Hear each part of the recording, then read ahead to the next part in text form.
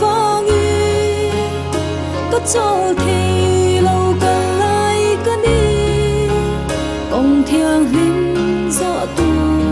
cái đi và nâu bụi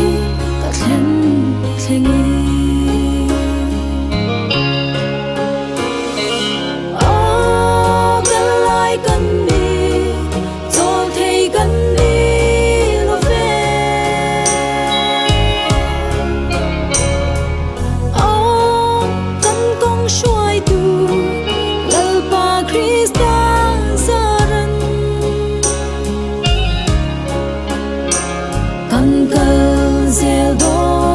trong mà sẽ cần cơ dễ đó trong mà sẽ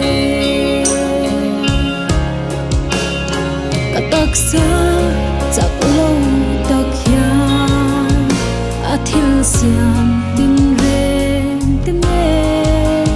vùng lệ nào về qua ra nghìn chân chua hùng